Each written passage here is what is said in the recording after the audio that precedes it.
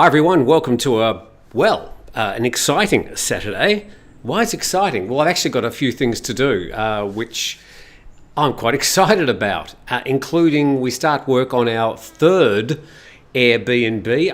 Airbnb is a funny sort of word to use, a short-term rental. In other words, these are properties that people can rent out for like a day or a week or even longer, but they're not sort of monthly rentals like traditionally. So looking forward to getting stuck into that. I realise I do enjoy these projects. Now, just getting things ready, making sure you can hear me okay. Seems everything is working well from this end. Make sure I've got all the comments. So, good heavens. So the topics today, and it sort of centres around this mood I've been seeing over the past, really the past couple of months, where expats here in Thailand just don't seem to be a happy bunch. Or they seem to have plenty to complain about. I am going to move the camera up a little bit higher and just tilt that down a little bit. So I thought I might just ask you, because you are mostly sort of expats and people who might be coming to Thailand for various reasons, exactly what is pissing you off at the moment? What is making you unhappy about coming to Thailand? And what things would you like to change? A lot of people, for instance, say, there seems to be no consistency in the immigration policies. They keep on changing their mind. And I'm thinking, well, they've added some new visas, but otherwise, what really have they changed? Maybe there's been a bit more enforcement over recent years, but that's okay, surely. I really should have got this all organised before I started, shouldn't I? Anyway, so I am interested to know what is pissing you off if you are an expat and you're unhappy. Certainly it's become a popular topic in, one publication. I'll mention it, patiamail.com. They seem to have almost, bi-weekly commentary about unhappy expats. Now, of course, about 2 months ago, there was this announcement by the, I suppose you call them the finance ministry, that they're going to tax income coming into Thailand in the same year, which closes up a loophole which used to allow people to bring in income not related to that year. Anyway, I'm not going to go into the specifics of the announcement because the whole situation was very opaque and needed a lot more explanation and details. None of those details have happened since. Yet people have just decided that it's a problem for them without knowing the details. So they're saying, my pension's going to be taxed. Well, that is highly unlikely. However, I don't know, but neither do you. So I'm just interested to know what is upsetting expats at the moment. Now, another thing people have said, Phuket's just become so busy. Or Pattaya, I just don't sort of like the people that are going there at the moment. Or Bangkok Sukhumvit's just one great big shopping mall. Well, these places are popular with tourists and they will develop. And old buildings that may have passed their use-by date are being torn down and new ones put up, sometimes for accommodation, sometimes for shopping because they're catering for the people that are going there at the time. So I would say to all these people, as I have done, I was finding Phuket's traffic was just getting, for me, out of control. I was living on a tropical island and I was finding that I was spending half my day when I was out of my house battling traffic. And I thought, I can't stop Phuket becoming more popular. I can't stop more people moving there. And I can't really instantly get the government to make new roads or widen the roads or whatever. All that infrastructure takes time. So what did I do? I took the situation into my own control and I moved. I can't expect Phuket to change just because I'm unhappy with the traffic. And people living in Pattaya can't expect it to automatically just change its mix of tourists because they don't like one type of person coming in. It's just ridiculous. If you're not happy, take control of the situation yourself and make some changes. I was just really interested to know what is making so many of Thailand's expats unhappy at the moment. Now, of course, most of this channel is English-speaking people. So we're sort of getting a little bit of a skewed survey in asking this question. And I understand that. Most of the expats living in Thailand are, for example, from Japan, Philippines, and China. I think they're still the top 3 most numerous expats living in Thailand. So probably we're not going to have many Chinese. We might have a few Filipinos, and welcome to you, because English is spoken by many Filipinos. And with Japanese, probably the same problem. Not going to have many of them here. However, very happy to hear from you if you've got some reaction to that. So that is sort of the theme. But we're also going to be having a talk about the power prices. Plenty of people saying, oh, the power prices are going up 30, 40%. Well, we've actually got a decision by the government exactly what that is. They're not going up 30 or 40%, so you'll be happy about that. Now, in relation to another issue, gun control, because there has been some high-profile gun violence in Thailand over the past couple of months. Now, it's not as if the situation is out of control. However, they're the words used in a Bangkok Post story, which we'll cover in just a moment as well. So that's sort of the theme for the next hour, the hour of power. And I was also just mentioning the power costs. People were addressing one of the major contributors to their power use here in Thailand. And it's something that I'm acutely aware of as well, particularly in the hotter months, which down here in the southern part of Thailand, I think pretty much most of Thailand, hottest months are February, March, April into May. And a lot of people turn to their air conditioning. And that, of course, is the time of the year where most people, if they do use air conditioning, would be inclined to use it. Other people use air conditioning all the time. So I'd be interested to know whether you sleep with air conditioning. I can't sleep with air conditioning. I wake up in the morning, because the air conditioning does take a lot of the humidity out of the air. So, I can't sleep with air conditioning, but a lot of people can't sleep without it. So you may be in a situation where you're sleeping with somebody else. One likes the air conditioning on, that can cause real problems.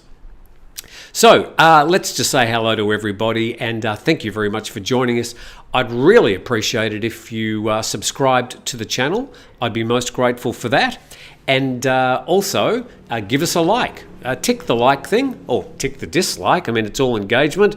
If you're not happy, join the many people that have ticked the unlike button in the past. So let's just say hello to everybody. And it's wherever you're from around the world, including Redwood City in California. Hi, Hans. I think you're coming to Thailand. 3/24. I've got to flip that around. So it's the 24th of March. So welcome to you when you get back. Mick Fitz says, turn the AC off and buy a fan. Yeah, I just sleep with a fan at night time. It's just one of those fans on a pedestal. Blowing in my face. I find that very relaxing and keeps me cool enough to sleep quite comfortably. But I know a lot of people are going to need the air conditioning. Of course, if you do use the air conditioning, it really pushes the power price up. It used to double my monthly power price where I was living in the past. Now I've got these short-term accommodation places. A lot of the visitors, they like to use the air conditioning, and I've had a couple of power bills which are a bit scary, but we're just going to have to cope with it because people want to use the air conditioning. That indeed is their right. Hans says, I love air conditioning. The house we built in Thailand has 6 mini splits. They're not that expensive to install, and I think the best way to use them, as you suggested, Hans, is have a lot of smaller air conditioning so you can localize the ones you want to use rather than turning one big one on and it's really cooling the whole house where you might only be like sitting in the living room watching TV for 3 hours. Only old Farang have air conditioning, says Nong Wua So. Is that true? I've got a young German guest staying next door at the moment. He's had the air conditioning running all night, so he's probably in his mid-20s. We've just said goodbye to a lovely Russian family. They were staying with us for 2 weeks. Very nice guests indeed. Mum, dad, 2 kids. One of them was a 7-month-old baby. Very brave travelling with a young baby.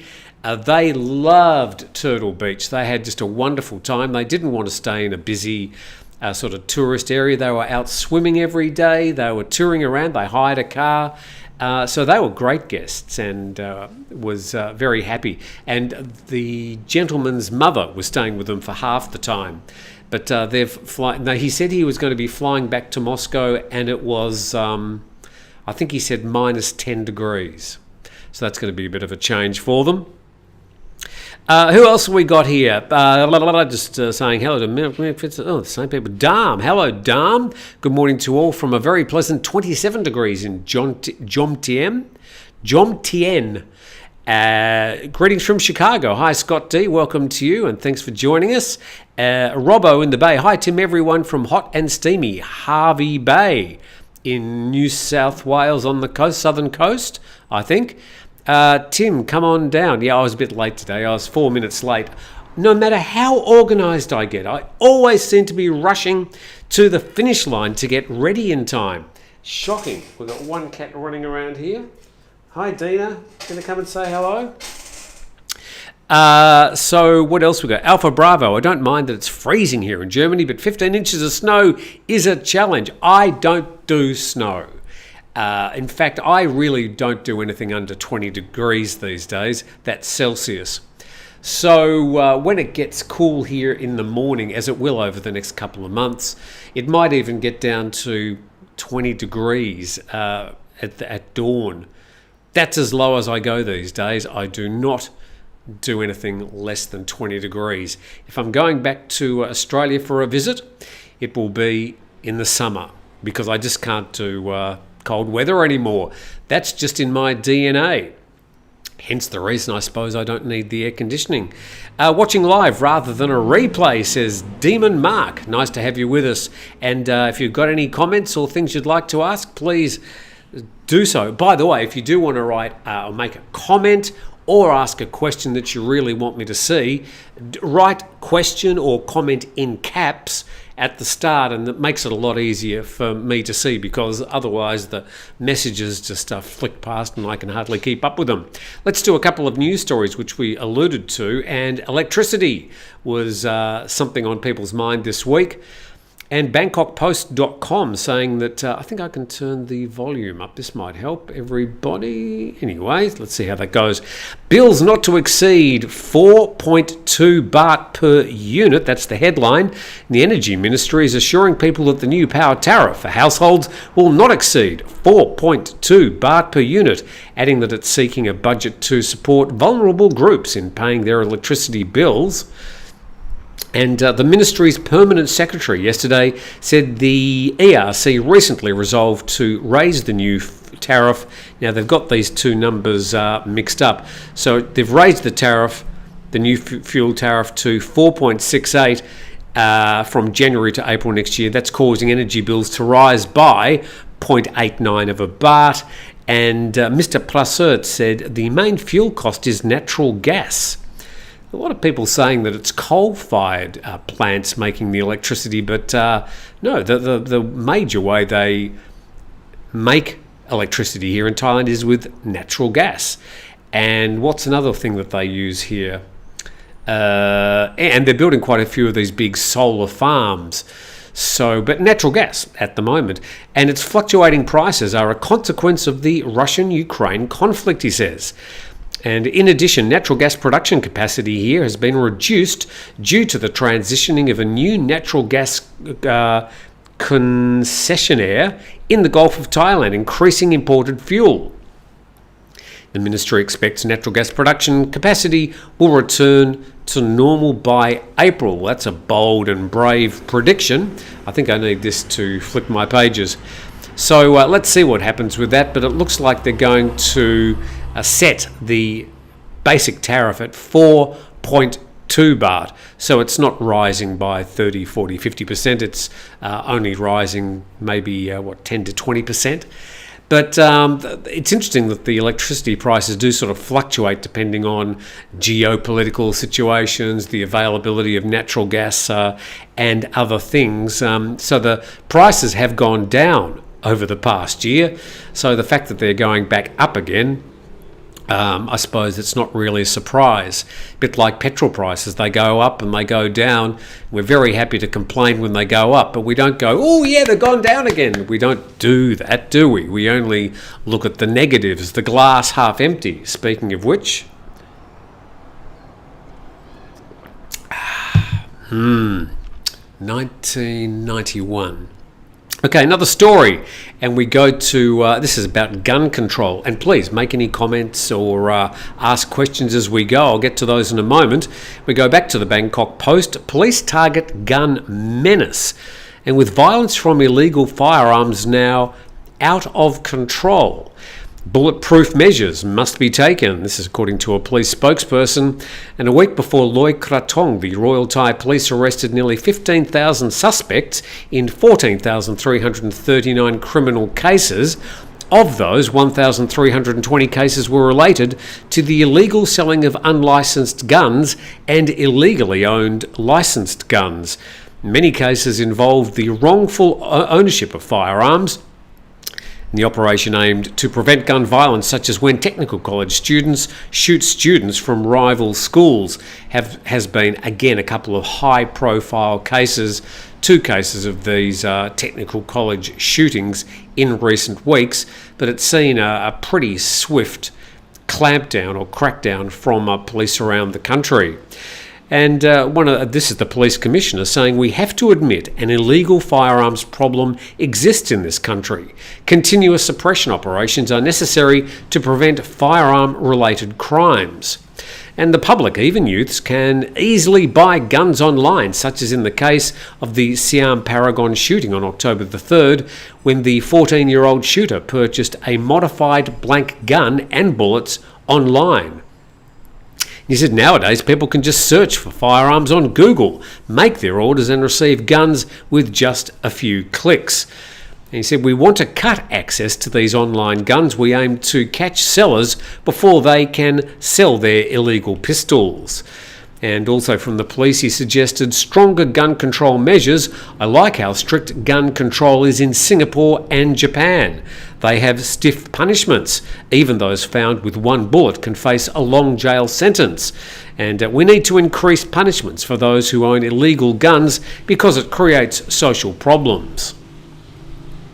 So there you go. Seems to be quite a determined and well-defined stance from the police in relation to illegal guns. Now, owning a gun legally in Thailand is not particularly easy. So the vast majority of these guns floating around the country are indeed illegally owned. So a bit of work ahead for Thai police. But just going back to that headline, and it was saying, or not the sub-headline, out of control. I would not say in any way that the gun situation in Thailand is out of control. If it was out of control, I'm sure I would have seen something of it over the past 13 years.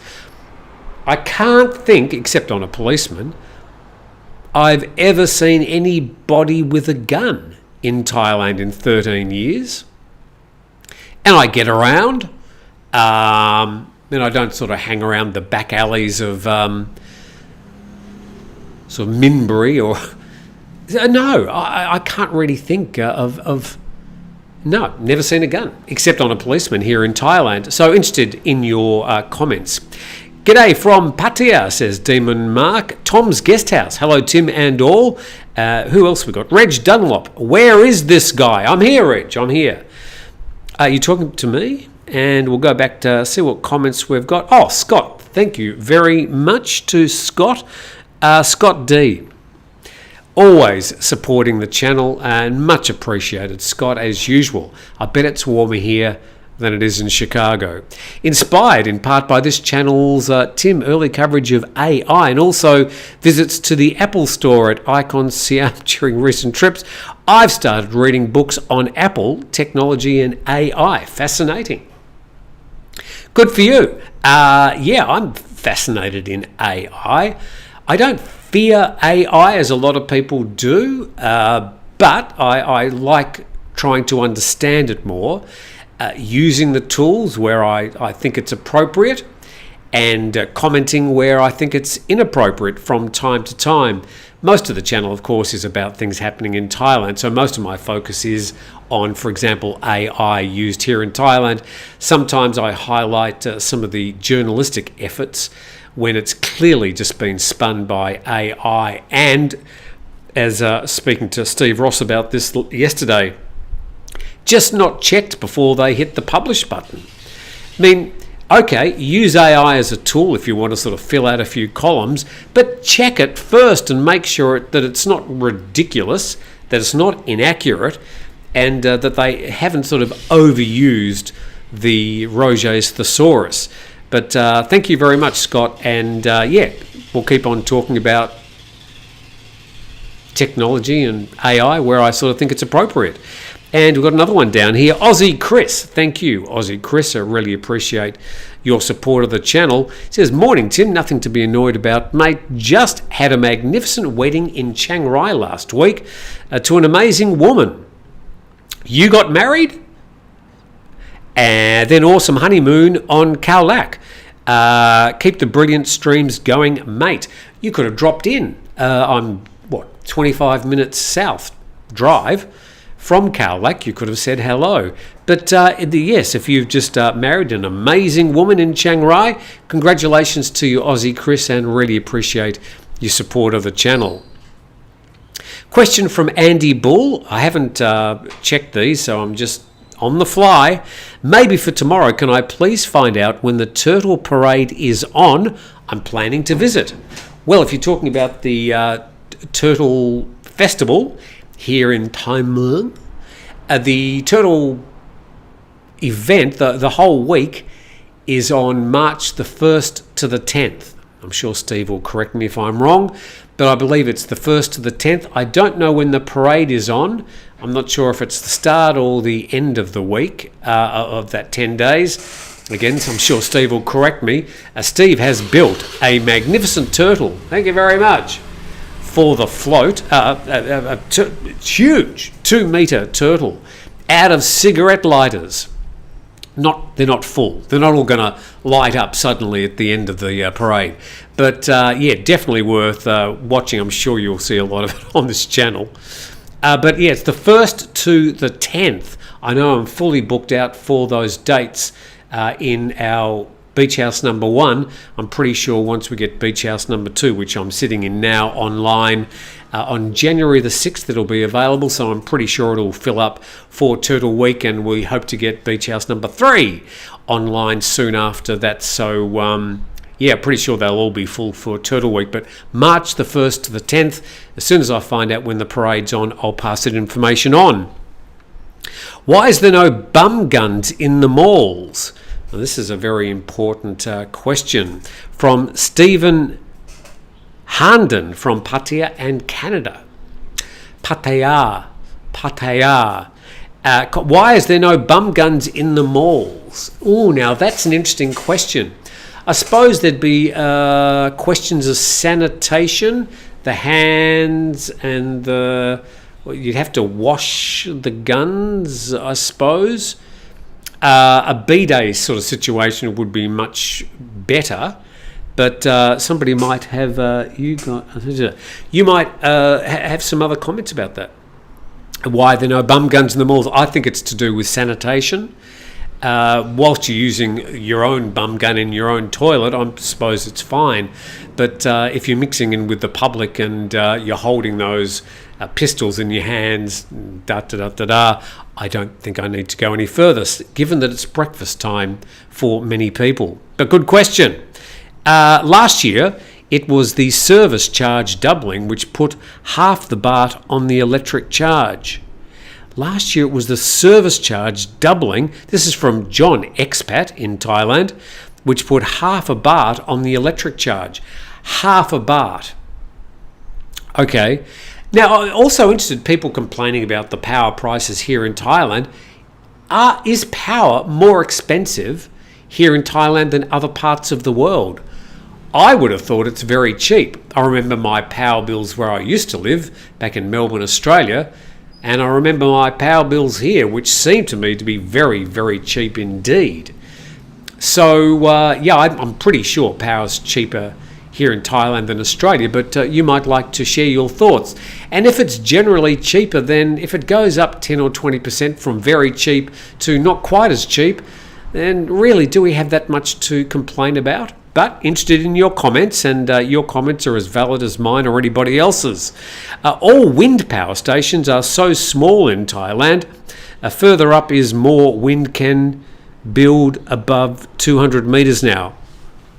So Alpha Bravo suggesting we should have bigger wind power stations because they can be up to 200 metres. That's a pretty tall windmill, isn't it? So thank you for your comments there. Hands, all cars on the autobahns should be speed limit to 50. For the planet. Okay, we're going to get into a bit of argy-bargy there. And a big thanks to Jim Carlin, who I think's in the UK, who says, keep up the good work. Thank you very much, Jim. Jim, appreciate your contribution and your support of the channel. And I'm tipping that it wouldn't be very warm there in the UK at the moment. I was in the UK for Christmas in 1999, and I arrived in London and it was snowing.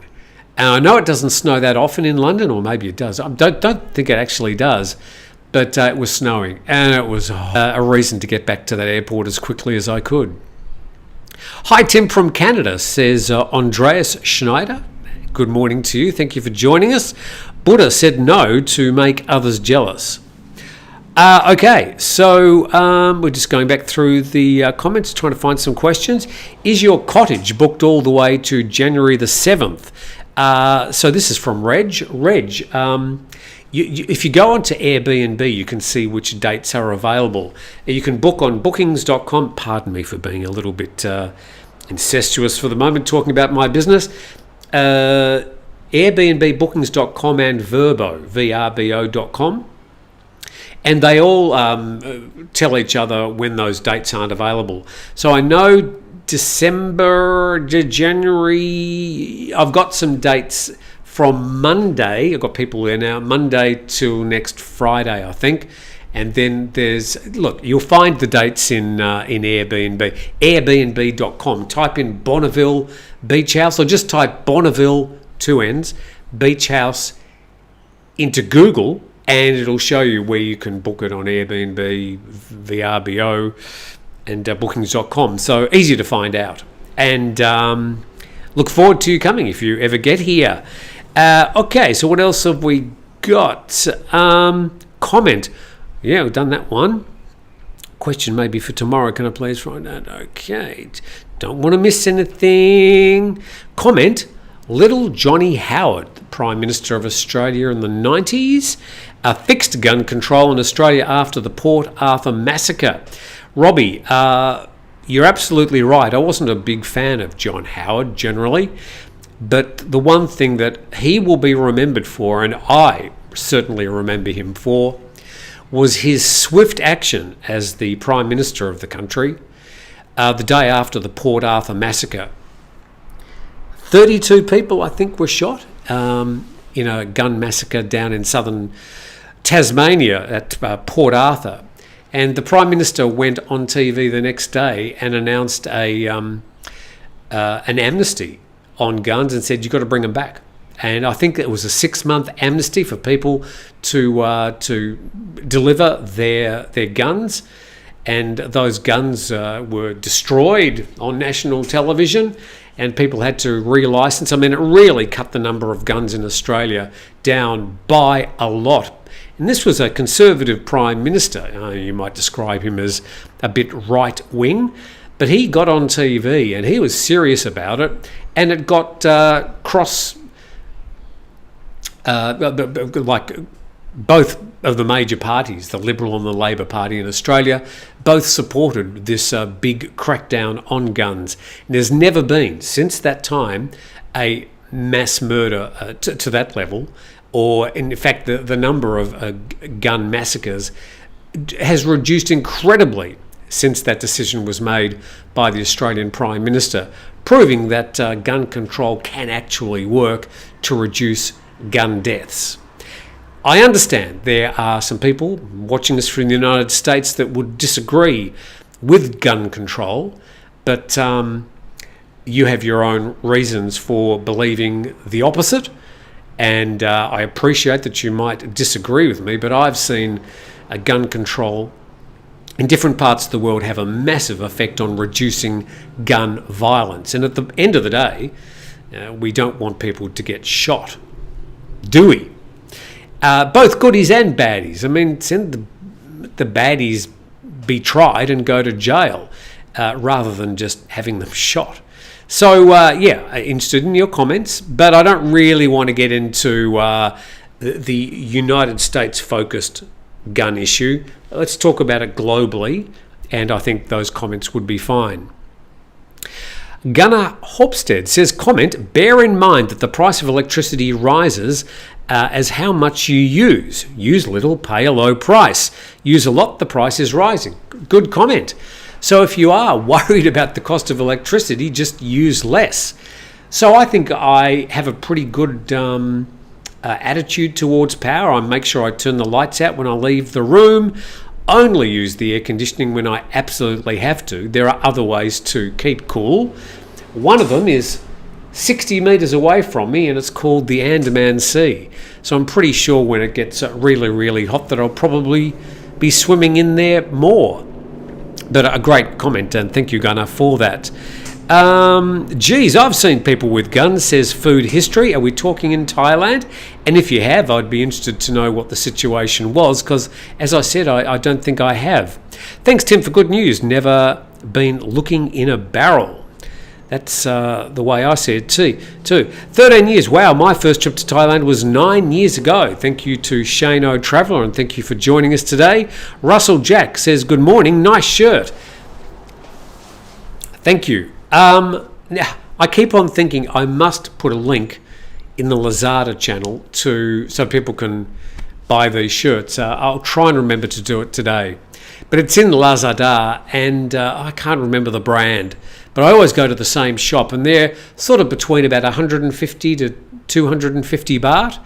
And some of them are fairly outrageous. I suppose this is outrageous for some people. But I promised when I left Tiger I'd never wear a floral, outrageously bright shirt again. I failed. But I did try for a while.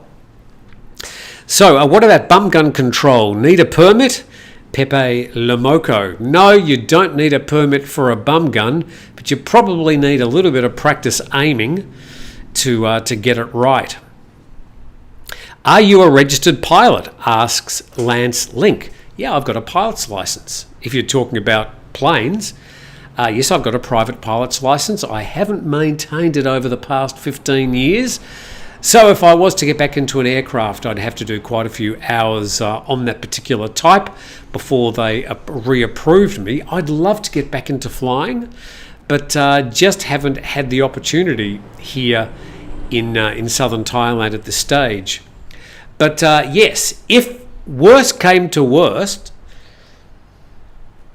and I was in a plane and we got the message over the PA, is there anybody on the aeroplane that could fly? The pilot and the co-pilot have had a heart attack. I think I'd probably put my hand up, and I think I'd be able to land the plane. I've done it on the Sims a few times, and in real life I think I pretty much know where the dials are on some of the smaller passenger jets. I think I'd be able to do it. Then again, I hope that never happens. By the way, I'm on a plane on Monday, flying up to Bangkok. 3 things I'm going to Two of them, no worries. The third one, I'm ashamed to admit it, but first one is think, Tim, think. Oh yes, the Auto Expo 2023. Looking forward to seeing all the new cars and motorbikes that are available. I love the displays. I love the pretties dangling all over the bonnets. And I'm looking forward to seeing a lot of the new electric cars. Seem to be so many of them now coming into Thailand and almost becoming ubiquitous as you drive around the roads in Thailand. So I think we're going to see a lot more of these electric cars. We're going to see a lot more improvement in the battery technology. The designs just blow me away. By the way, this week they also officially launched the Cybertruck in the United States and started delivering those. Wow, not really my thing. I mean, I get the idea. It's sort of the new wave of ute design, utility vehicle. Here in Thailand, those utility vehicles, pickup trucks, are very, very popular. So would something like the Cybertruck sell well here? I bet there'll be a Chinese car maker that goes, I think we could do our version of that, and we'll see something as equally obtuse and strange looking as the Cybertruck maybe floating around Thai roads. Did you see the Cybertruck? What do you think about it? It doesn't appeal to me visually, but I can see its value and I can see its utility. So interested to know, but I won't be racing out and buying one. I like something a bit sleeker and with a few more curves. Thank you very much. Thanks for all the fantastic and informative content, says Eric Meadows. My pleasure, Eric, and thank you very much for watching, because if you weren't watching, I wouldn't be doing this. Well, not just you, Eric, I'm talking about everybody there. There's a great movie out now about AI, filmed in Thailand, called The Creator.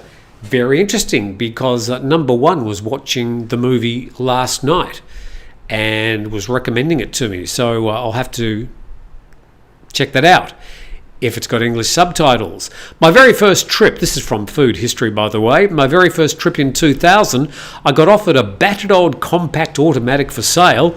Big wake up that the nice people I'd met were armed at the time. Okay. As long as you're okay.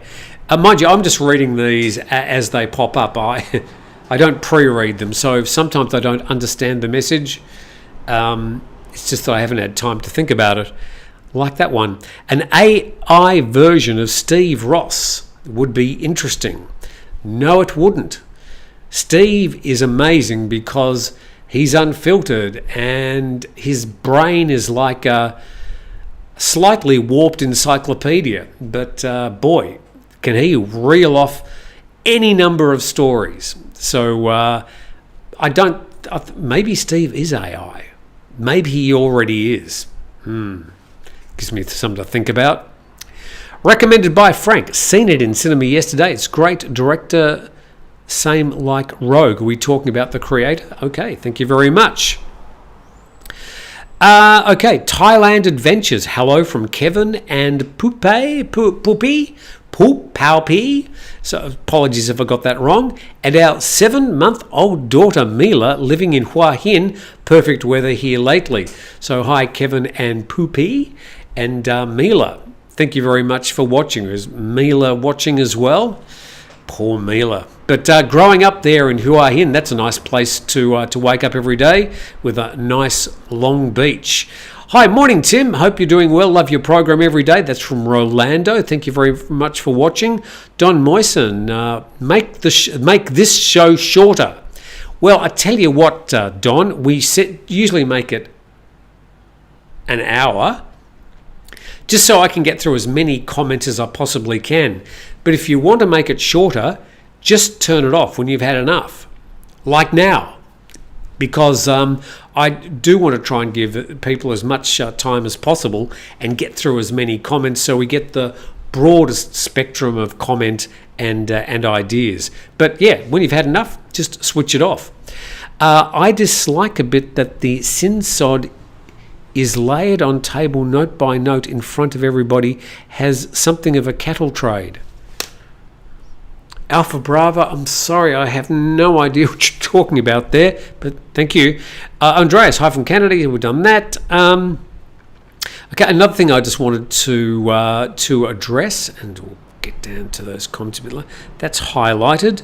Food history. I am a frequent visitor rather than an expat. Maybe I'm just lucky, but I've seen at least half a dozen average citizens with firearms over the years. Tim honours a Breitling, sailor and pilot. I'd love to own a Breitling. I owned a Tug Heuer for about 6 years before it finally broke. It wasn't real, but it looked like a real Tug Heuer. I was very proud of it. It lasted 6 years. I think I paid 1,500 baht for it. Try microlighting online. Would be fantastic to see the area and a great tour. Okay. So, here we are. I live in New South Wales, Australia. My power bill went up by 30% since last bill. It was 400 Australian for a quarter, now 600. 600, multiply that by 23. That's how many, divide by 20, to multiply by 23. That's how many baht. Oh, that's really expensive. Okay. Question. In the time that you have lived in Thailand, what are the things that have changed the most, positive and negative, and do you believe it's still a great country for retirement? From Wazza Oz. Probably called Warren. Anyway, Wazza Oz. Off the top of my head, the things that have changed the most, well, look, the popular tourist haunts and expat locations have got more popular. There's more people living in Pattaya. There's more people living in central Bangkok around Sukhumvit. There's more people living in Phuket. There's more people living in Hua Hin. More people living in Chiang Mai. I mean, some of these popular locations have become more populated. And the reason I moved to Phuket originally was to perhaps go and see the beaches and live near the beach. I have to say in the last 2 years, I probably visited the beach 3 or 4 times because it just got so hard to get to the beach. The traffic has just gone crazy. I'm talking particularly over the last 2 years. So, yeah, I took things under my own control and I just moved to a quieter location. In this particular case, much, much, much, much quieter. And there's a lot of reasons why this area won't get busy like the way Phuket did. So it suits me now, and if it gets busy here as well, I can't really control that, so I'll just move somewhere else.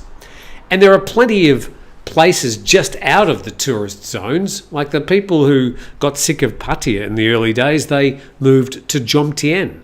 That was a bit quieter, it still is. Now the people that are finding Jomtien Beach getting too busy, they're going further south or maybe north.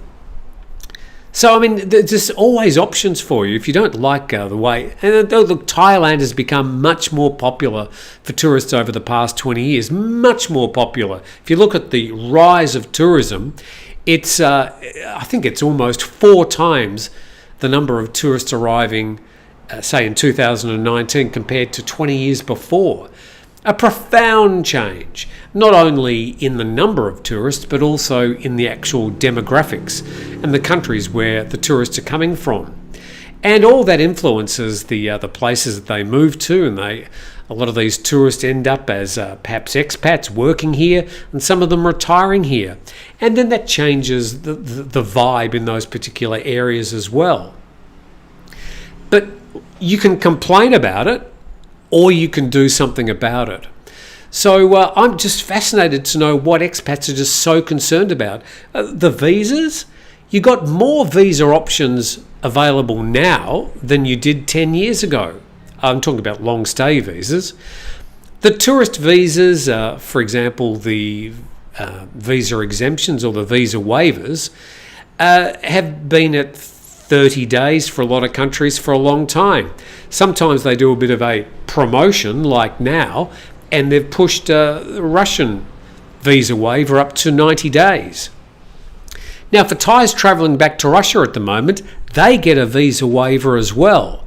Now, if you're in Australia, the United Kingdom, South Africa, do you give Thais a visa waiver? So there's a certain amount of reciprocity here. And if you're not providing a visa waiver for Thais, why do you expect to get a visa waiver when you come to Thailand? You already do, but don't complain that it's not been extended from 30 to 90 days. Just have a look at the way that your country treats Thais going to your country. In the case of Russia, Thais can travel there on a visa waiver. So, is that what you're complaining about, visas? Now, in the case of the retirement visa, there has been, I think, more enforcement of the rules, but the rules haven't really changed for the retirement visa for nearly 2 decades. So, there are more people at immigration? Sure, because you're living in a place that's becoming more popular, so there's going to be longer queues at immigration. Will these immigration officers sort of grow, renovate to allow the extra people? Yeah, eventually. Or if you go to a quieter part of Thailand, you'll probably find that the visa office there, the immigration office, is much quieter. Phang immigration is much quieter than in Phuket. So the visits there are, well, more pleasant and quicker. So what is it that expats are really complaining about at the moment? Okay, just going down a bit further, let's see the latest comments, and a big thanks to Food History. Thank you very much for your contribution from Australia. Why Food History? Can you give us a bit more explanation? I'd be interested to know why you're called Food History. Thug Life says, you didn't even bother to write the word question, you just wrote Q. I watched the disastrous Sydney to Hobart yacht race in 1998. Were you involved in that one? Yes, but not quite. I wasn't in the Sydney to Hobart yacht race that year. I was in the Melbourne to Hobart yacht race that year. So the carnage on the fleet was due to a horrendous storm that washed through the Southern Ocean and through Bass Strait. Now, we were going down the west coast of Tasmania, which is really a lot more dangerous than the east coast of Tasmania, because between the west coast of Tasmania and South Africa, there's just one long Southern Ocean, and those waves can get really big. And they were really big. As it happened, I won that race on across the line, on handicap, some other award. I was the rookie skipper. It was my first ocean race in a boat called Longitude. Photos of it somewhere. What have I got? Here we go. What's this?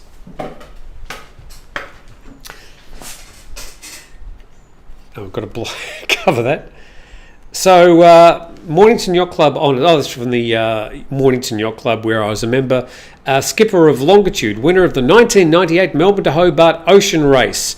Line honours, first AMS handicap and first across the line, and first in the Sovereign Series Rookie Skipper Award. So thank you very much to the Mornington Yacht Club. So yeah, I was there. Question from Rolando. Tim, did you ever drive from Phuket to Bangkok since you've been here in Thailand, or you're always flying? Well, yeah, I've driven from Phuket to Bangkok or Bangkok to Phuket probably 5 or 6 times.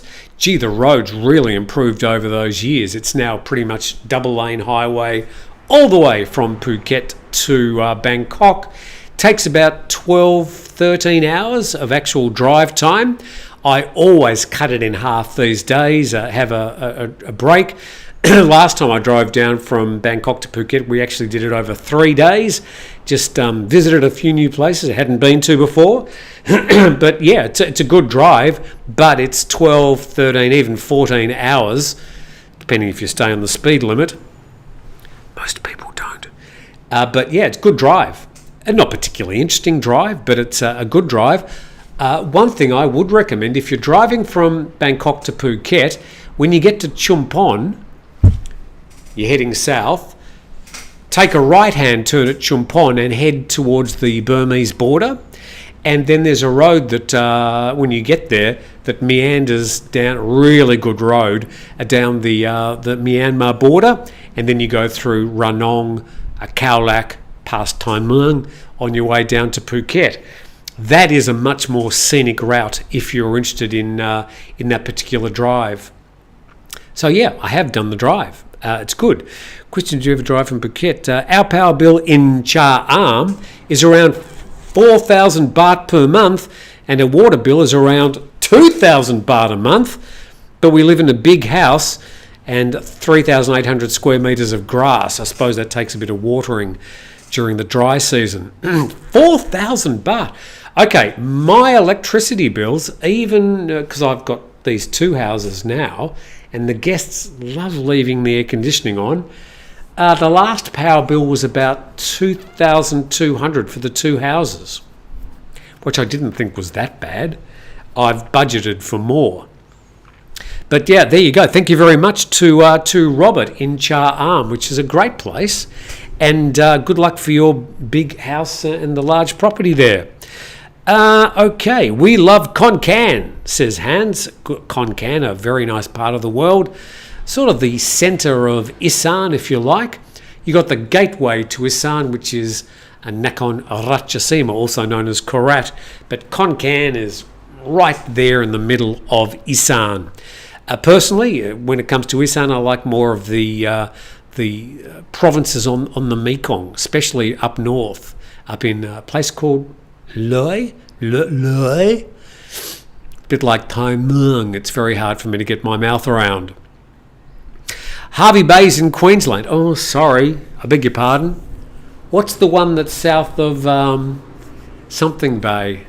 God, 13 years out of Australia. I forget all the geography. Hervey Bay. What's the one that's south of Sydney something Bay? But yes, Hervey Bay's in Queensland. Apologies. Tim's made a mistake. Jomtien Beach and surroundings, quietest I've witnessed for a very long time. This is from Dam. So thank you for your on-site reportage there. So yeah, Jomtien's really, I think it looks great at the moment. They've increased the size of the beach. There, I think a lot of better properties, new little businesses popping up along the foreshore there. It's certainly moved on. I was there, this was the first place I really arrived because I brought a yacht from Australia. Oh, it's a long story. And no, I brought the yacht from China. China. I can't remember now. I think it was delivered to Australia. No. It arrived from China. And we picked it up at the Lam Shabang. This is 13 years ago, so my brain is failing a bit here. At the big shipping port, and it was brought down to the Ocean something or other Yacht Club with that nasty general manager. And yeah, we launched it there for a regatta, and I was living in Jomtien Beach at the time. And it was, yeah, really pleasant place. But going there again about 2 years ago, really noticed a lot of changes, and they seem to be in the right direction. Thanks, Dan One, for that. Yeah, a bit quiet apparently in Jomtien. In my humble opinion, says Seaside Freddy, San Francisco could benefit from more concealed carry. Crime is out of control. Okay, so yeah, let's talk about gun control from a global perspective. I don't really want to get into the US sort of arguments about it, which can be very heated. Now, somebody who's got a Thai name, I can't pronounce it, but thank you. Hi, Tim, 20-year veteran, AU expat living here. Congratulations on your excellent advice and opinion. Rural Thailand has as many guns as dogs. Local police advise have 2 guns, 1 legal and 1 unregistered. Advise? So you're saying that's the local advice from the police. So thank you very much to a name I can't, because it's written in Thai script, but 20 years living as a veteran from Australia and up in rural Thailand, not exactly sure where, but thanks for your comment. And yeah, I think probably you're going to see more of these unregistered guns up in the outskirts of the main areas. As I said, around Bangkok and Pattaya and Phuket and Hua Hin. I've just never seen anybody with a gun. I'm glad, by the way. Bateman's Bay is south of Sydney. Yes, Rob, I know Bateman's Bay. I was there October last year. There's another place. Anyway. Tim, when are the police and TAT removing these endless displays at 8 to 10-year-old level of extreme sex toys in tourist locations? Well, yes, if you wander along some of the touristy spots in touristy locations, particularly Bangkok, you will see from time to time, and in some of the touristy markets, places like Pat Pong, displays of sex toys. And they're on display because people buy them. If nobody bought them, they wouldn't be on display. But that's a good point, isn't it? Yeah, they're right at the eye level of young kids. Mummy, what's this? So, I think it would be good if they could crack down on those particular displays. But as I said, if people don't buy them, they wouldn't be being sold. What's happening with GA? Have you got a bigger name there? What's happening with GA? Okay. Thank you very much. All the way from Australia. What's happening with GA? And I'm not sure if it's meant to say something after that. But anyway, thank you very much for your kind support of the program. Informative and entertaining as usual, Tim. Watching from Melbourne, which, well, I wasn't actually born in Melbourne. I spent a lot of time living in Melbourne. I was born an hour south of Melbourne in a little town called Mornington on the Mornington Peninsula. By luck, sheer serendipity, I was born on one of the most beautiful parts of the world and grew up on the beach and sailing in the waters off Mornington, and great memories. And then I slowly sort of moved Mount Eliza, Frankston, Richmond, then around to Yarraville. So, spent a lot of my time south of Melbourne and in Melbourne over the years. Okay, from Richard McAllister. Tim, when are the... That was that particular story. Richard, I don't have an answer for those. I suppose if you are offended, and I can understand why you might be, by those sex toys, then perhaps you could inform the police and they may do something, but I'm pretty sure they'd be back the next night selling the same objects. But interesting question. Scott Burney says, "Hi Tim, enjoyed Grumpy Old Men, the toilet hoses issue. I think we were talking about that 2 weeks ago. My Thai girlfriend came here to Australia when going to the toilet and didn't see one. Had to fit one ASAP. Hope you got the photo." From Scott in New South Wales. Scott. I think I did. Because I think I said, you can't buy bum guns in Australia. And a lot of people did respond in the comment section saying, yes, of course you can buy. Go to Bunnings and you can buy one of those water gun things. But yes, of course, the water in some countries is a lot colder than the water here. Pretty much you can shower without using hot water in Thailand any time of the year. But I would understand Australia in the winter with a bum gun could be a bit of a surprise in the morning. Gary Cross says, "I'm in Christchurch at the moment. Very nice part of the world. Can't wait to get back to Thailand. I'm going on a retirement visa. You do a great job, mate. Keep up the good work." Mornington Peninsula is the bomb. Best fishing, says Tony Bozzy. I've got relatives in Christchurch in southern New Zealand, and a lot of family down there in that part of the world. Good friend Donna Toon with her husband Scott, who were expats in Phuket. They've gone back to Christchurch in New Zealand, so good memories and a very nice part of the world. Watching from the beautiful Gold Coast in Queensland, any reaction to the weed shops? Well, they haven't brought down the new legislation of the new Cannabis Act, so there hasn't been any clampdown yet. We are going to see a bit of a shakeout of that industry when they do bring down not the revised legislation, but the first legislation since the cannabis was taken off the illicit Category 5 drug list on June the 6th last year. I'm going to have a sneeze. My body's saying don't sneeze. It's also saying sneeze.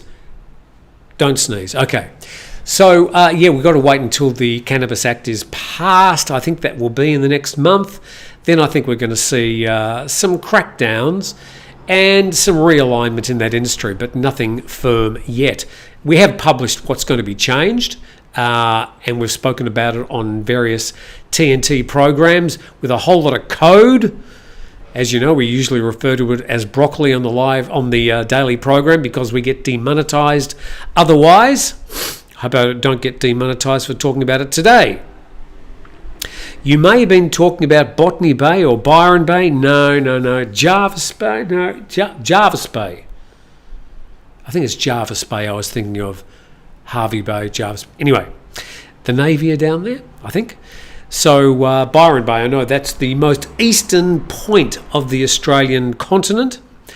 Hans says, I installed a bum gun in the US for my Thai wife. Nothing like a bum gun as twice Thailand's water pressure. Whoa! The bum gun I've got at the moment, you can fire it out the window and it goes about 10 metres. So I've got pretty good water pressure here in Thailand. Just got to be a bit careful on the trigger. If you go full trigger, you might get a surprise. Going to hen house, going to make an omelette to go with my cold Leo. Nong Wur. So, have a good day and enjoy. Hey Tim, pissing down here in Hastings on the Mornington Peninsula. Any update on the new car, looking at the MG? Okay, so love the MG4.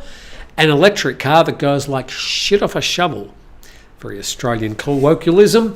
And I've got my Honda, but I do tend to rent it out quite often to customers. I've got the old Mercedes, but that's only for use picking up customers at the airport. Sorry, picking up friends at the airport. And I'm probably at some stage in the next year going to need a third car, would you believe? So I'm pretty sure it's going to be a Chinese EV. I'm just so impressed with these cars. The way they drive, the quality of the build, I've just been very impressed. And the infrastructure in a lot of the tourist spots has grown to a point where you're never going to have to worry about charging them.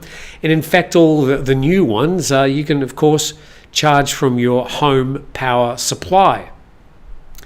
Now, all this charging technology and the battery technology, of course, will continue to improve to make it even easier. But I think already it's matched the ease of filling up on petrol, and it will just get easier. That's the way I see it, and I know a lot of you disagree, and that's okay too. So at the moment, there's so many new ones coming out. I really like quite a few of them. I don't know. Probably won't be an MG4. Maybe it will. Maybe they're going to update that car a little bit. That might be a good choice. So cheap as well. I mean, less than $1 million baht for a brand new, really nice and comfortable electric vehicle. The BYD Seal has appealed to me recently. The new Good Cat Good Cat 9 is a sort of like a grand tourer, a little bit female, a bit girlish. The colours are a bit girlish as well. I don't know. We'll see. I think you should consider... Oh dear, it's done that again. I think you should consider the new Toyota Champ. You need a truck for your business. Now, Keon Noons. That's a good... if they made an electric... I don't know. I just feel like it's time to go electric. Maybe they need to start making an electric pickup, and I'd have a good look at it. If they brought out a Thai-built Cybertruck, I'd probably have a look at that too. The Chinese Neo Power BEV is the first BEV I've seen that actually makes sense. This from Hans. You buy the car without the battery, they have a battery quick change network. You borrow the batteries. Yep, I was wondering if that was the way the battery industry was going to go. Most of the batteries seem to be in the cars, and you change them out after 8 or 10 years. But the way that you can just drive into a garage and it goes shunk shunk and replaces the battery and off you go. But it hasn't seemed to become the mainstream. Got hit with a mega storm here in Redland Bay last night and a spectacular God's Light show over North Stradbroke Island, I suppose. Scary and amazing. We had some very, very heavy rain here last night at Turtle Beach from about 6 till 8 o'clock. Really pissed down out of sort of nowhere. I was looking at the radar during the day, and this just appeared out of nowhere. As happens this time of the year, these tropical storms, they just sort of suddenly magically appear out of nowhere, and they're quite random and unpredictable. New MG SUV looks very nice. Okay, Dan, which one is that? They've got a people mover out, which I'm seeing some of the people that pick up people at the airport and stuff. They're buying. It's about 2 million baht. Carries about 8 people. That's a nice looking car too. Cybertruck, says Robbie, with a great big exclamation mark. Yeah, it certainly makes a statement. The BYD Steel is a brilliant car, says Ben G. That's the way I see it. It looks fantastic, but just a little bit feminine inside.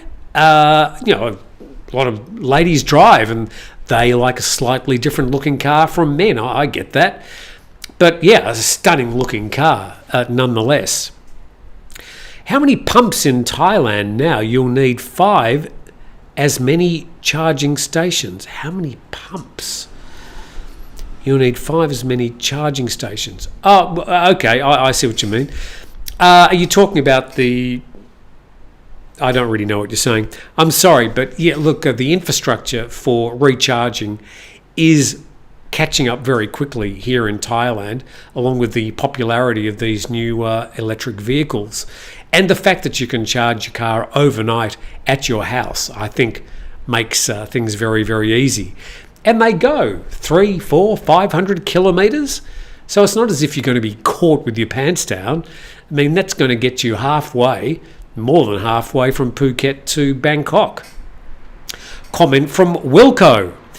They are seriously talking about sex toys being made available in chemists in Australia at the moment as a beneficial healthcare product. It's big business. Good luck to you. Suppose that's a little bit different. That'd probably be a bit like cigarettes. They'd be kept sort of out of sight from the kids. But here, yeah, if you go to some of the markets in the tourist areas, they are freely on display. And yeah, I can see how some people may find that a little bit offensive. Scott Burney says, as I'm a mechanic, would agree with MG4, which I have an MG ZST, but 4-year warranty in Thailand, 7-year here in Australia, go figure. Yeah, a lot of these new electric vehicles, they come with 5, 6, 7, 8-year warranties. I mean, it's amazing, the warranty that they do give you, which of course gives you confidence to go and buy the car. How much does a new battery kit cost for your make and model? That's a good question. I don't think it's like outrageous, but it is, I suppose, I don't know how much new batteries are going to cost when you get to 7 or 8 years. I suppose not many people have had to face that yet because the technology is still quite new. And by the time they get around to replacing the battery, the actual technology of the battery may be different from the technology in the battery that they've currently got in their vehicle. So I don't know, maybe I'm guessing a new battery is going to cost 30 to 50,000 baht. I don't know. I'm just completely guessing. I've got no idea. Can't answer that. And from Peter O'Leary, question: Tim, if you don't have a Thai partner, do you think buying land house is a good idea for expats? No. Even if you've got a Thai partner, I wouldn't recommend buying. I know I take a bit of a stand on this, but I don't recommend buying in Thailand under any circumstances. Now, if you're in a long-term relationship and you've got a need to buy a property to really settle down for whatever reason, then okay, put it under the name of your Thai partner and good luck to you. But you, as a foreigner, can't buy land in Thailand. You can't own the land. There are workarounds in getting a Thai company to buy the land, but you can only be a 49% shareholder of that company. Yes, you can write the constitution of the company in such a way that you get all the voting rights, but still, in the eyes of the law, the other 51% of the people in that Thai company, they have to be Thai, would have ownership or rightful ownership of the land. You can't own land. You can own a condo, as long as the condominium project hasn't sold more than 49% of the units to foreigners. You can own one of those 49% of the available units in that condo development. But I always tell people rent.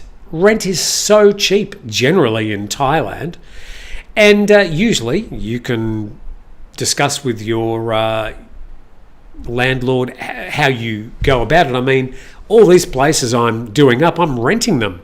Long-term rentals for 10 years, great. But it gives me an opportunity to do some businesses, and I can sell the businesses as they are, and I can move on. But renting has allowed me to move to different parts of the country when the need presented. But if you are going to settle down and you really want to own, well, good luck to you. I personally would recommend renting. It's just the way I see things. Can you get warm water in your bum gun? You could if you set the plumbing up in that way. I don't need to, because the water is always warm here in southern Thailand. But you could get your plumber to set up a bit of warm water in there if you want a little bit more comfort. And 2 more questions. Tim, if you don't have a passport... Dom McCarthy. Hi, Tim. 2025, you'll be able to buy a Thai-built electric D-Max. Interesting. D-Max is Isuzu or Nissan. But they're a very popular pickup. Interesting. I'll have a look at that. I'd hold fire for now, to be honest. The battery technology continues on the up. Yeah, exactly. Exactly how many electric vehicles have burst into flames into Thailand and been reported in the media? None. As far as the battery technology has been concerned, there have been some car fires, but it wasn't the electric battery that was the cause. And internal combustion cars do burst into flames spontaneously from time to time. There has been a range of YouTube video clips posted over the last year which are just outrageously exaggerated, and I'd urge you to be very careful about believing everything you see on YouTube, including me. And just a couple more before we say goodbye. Just make sure I haven't missed anybody. Comment from Wilco. Okay, we've done that one. Buying property in Thailand is not an investment in general, says Dam1, as in most countries, devalues rather quickly, something to consider. Yeah, depending on where and what you buy. But yeah, if you're looking at an investment, I mean, I wouldn't be choosing property in Thailand. Personally, I'm sure you'll get advice from other people telling you otherwise, but especially condos, they tend to devalue.